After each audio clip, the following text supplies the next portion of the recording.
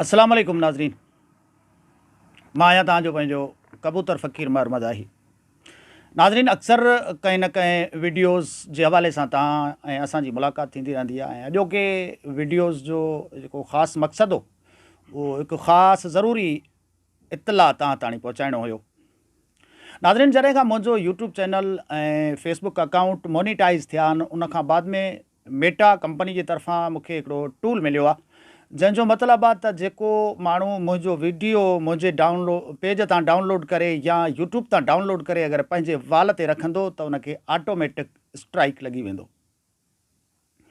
Strike तमामु हिकिड़ी ख़तरनाक शइ आहे। स्ट्राइक उहा शइ आहे जेकॾहिं कंहिंजे बि अकाउंट खे लॻी थो वञे स्ट्राइक, त उनजो फेसबुक पेज या यूट्यूब चैनल 1 साल ताईं मोनिटाइज़ न थींदो ऐं 1 साल ताईं उनजी का बि कारकर्दगी जेका आहे उहा माना ॻणी न वेंदी। ऐं उनखां अलावा जेकॾहिं ॿियो स्ट्राइक गॾोगॾु लॻी थो वञे त उनजो जेको अकाउंट आहे, यूट्यूब चैनल हुजे या फेसबुक पेज हुजे, उहो ऑटोमेटिक ई डिलीट थी वेंदो, ख़तमु थी वेंदो। यकीनन तव्हांखे मुंहिंजी ॻाल्हि सम्झ में अची वई हूंदी। मुंहिंजे चवण जो मतिलबु आहे त मां नथो चाहियां त जेके मुंहिंजा दोस्त, मुंहिंजा अज़ीज़, मुंहिंजा फॉलोअर्स, मुंहिंजा सब्सक्राइबर जेके मूंसां बेहद मोहबत कंदा आहिनि, उन्हनि खे मुंहिंजे तरफ़ां का तकलीफ़ अचे। मूं ज़रूरी सम्झो त तव्हांखे मुंहिंजे तरफ़ां ही इत्तला पहुचाइणु खपे। हालांकि कुझु अहिड़ा दोस्त आहिनि जिन मुंहिंजा वीडिया डाउनलोड करे पंहिंजे पेजनि ते, पंहिंजी आईडीज़ ते रखिया हुया ऐं उन्हनि खे ऑटोमेटिक स्ट्राइक लॻी चुको आहे। ऐं मां नथो चाहियां त आईंदा कंहिं दोस्त खे स्ट्राइक लॻे या मुंहिंजे तरफ़ां तकलीफ़ अचे।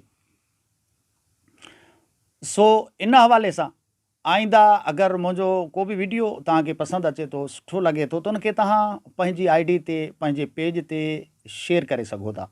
शेयर करण सां कुझु बि कोन्ह थींदो, को मसइलो कोन ईंदो।